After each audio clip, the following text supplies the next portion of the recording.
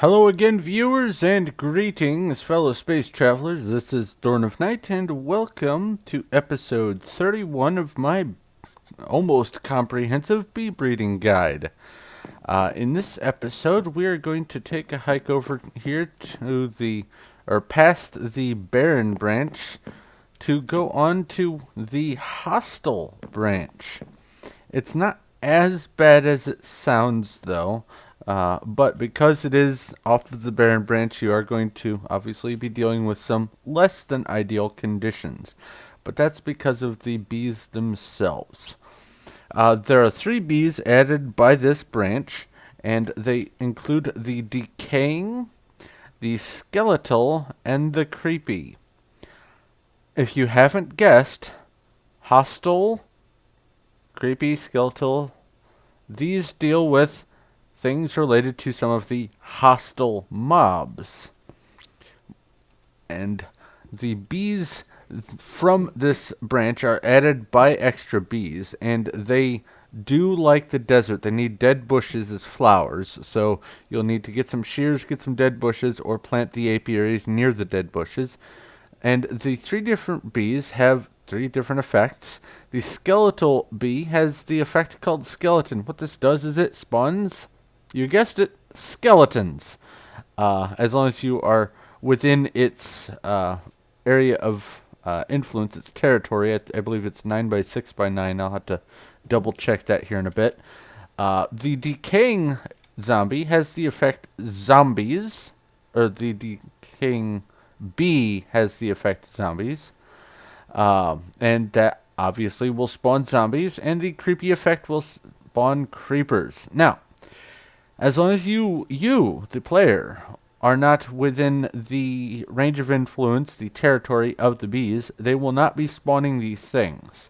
So, unless you want your beehive to get blown up while you're doing the creepies, don't stand near the apiary while they're active, because they will spawn creepers that will almost immediately find you and try to kill you.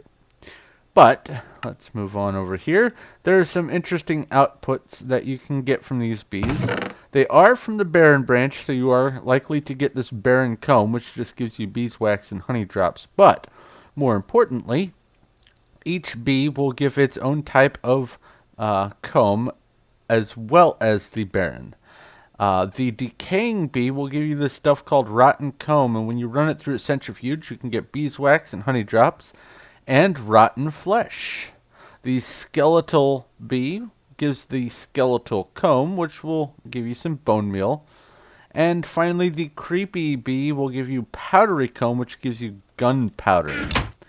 Now let's go take a look at the actual branch itself. Hopefully I don't crash. Excellent, I didn't crash. And in case you were wondering, yes, you can download this map to investigate it yourself. I will have a link to that in the description below. It will have everything I've gone over in all the episodes of this series. And you'll be able to go in and do some tinkering around and experimenting of your own without having to worry about misusing the bees of your own supply. But the first thing that we need to cover here is the decaying bee, and it does require modest bees from the desert hives, these yellow things there, and it will also require the barren bee, the desolate bee from the barren branch. If you download this map, you can go in here and go over to the barren branch and take a look at how to do that yourself, or you can just go watch my barren video. But the decaying bee, let's see here, decaying right there. All right, I'm going to take a look and see how long it took me to do it. Now, it isn't necessarily going to be the same number of generations for you. You might get more, you might get less.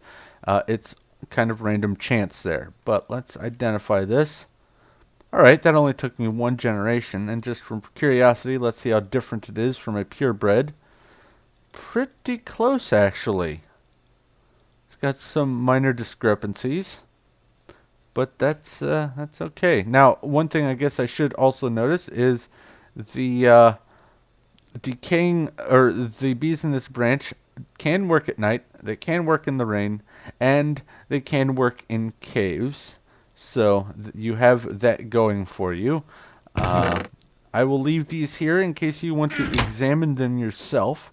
But let's take a look at the decaying bee and see what sort of output you can get typically from a normal life cycle of a normal queen.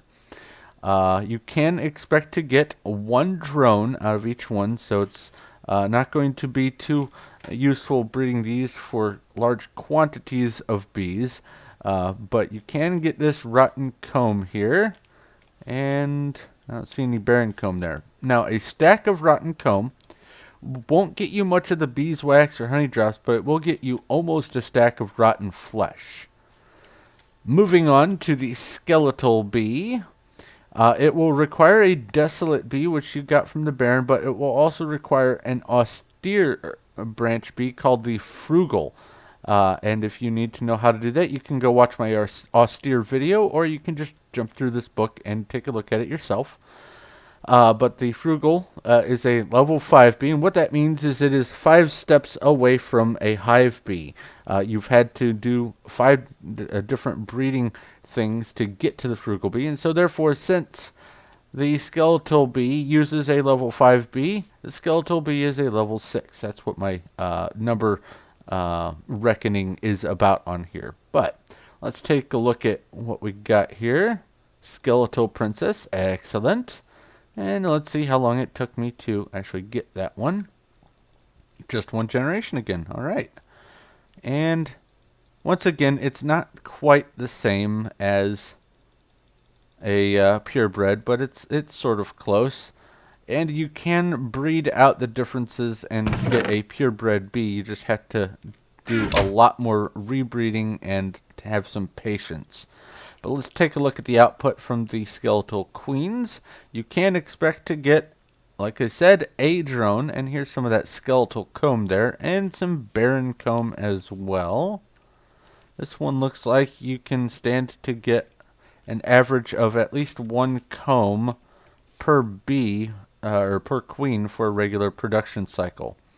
But a stack of that, likewise, won't get you much of the beeswax or honey drops, but you can get almost a stack, about 3/4 of a stack of bone meal. Moving on to the last bee in the sequence, the creepy bee. It does require a desolate and an austere, which is also from that austere branch. You can go take a look at that over there. And I will pull out a creepy princess. All right. I bet this took one generation. Yep, one generation. This is a pretty lucky endeavor for this branch, I guess. You can see some notable differences, mostly on the inactive traits because it is a hybrid. But let's see over here. There's some more differences, not much. Some differences on the output. But that's because it is, like I said, a hybrid, not a purebred. Now we'll leave these here for you to take a look at. And also I've left bees in these chests for you to do your own breeding experiments so you can basically get accustomed to what's going on in here. I don't recommend just standing around unless you are on peaceful because this will fill up with lots of bad guys, and they will try to kill you and blow things up, and this will turn into a big giant mess. But the creepy bee, the output, typically you can expect, obviously, to get one creeper, or one creepy drone, and a chance at some of the comb. However, I don't seem to have gotten any. Maybe I got one and used it for the core of running the centrifuge, but once again, not much in the wax and the honey drop, but about 3/4 to a stack of gunpowder there. Now, the bees in this branch are not used for creating any further lines, so this is basically one of the end-of-the-line bee branches. You can obviously use it for getting stockpiles of gunpowder and rotten flesh and bone meal, but they aren't really used for anything else. However, you can crossbreed them with other bees if you want to have, for instance, the creepy trait or the skeleton trait or the zombies trait added onto some other type of bee. That way you can start spawning bad guys in an area where they ought not be. But that is pretty much it for what you need to know of the hostile branch. So thank you very much for watching. I hope this was helpful and useful for you. I'm trying to be as thorough as possible. If you have any questions or comments or suggestions, though, please feel free to leave them in the comment section below, and I will do my best to respond as quickly and thoroughly as possible.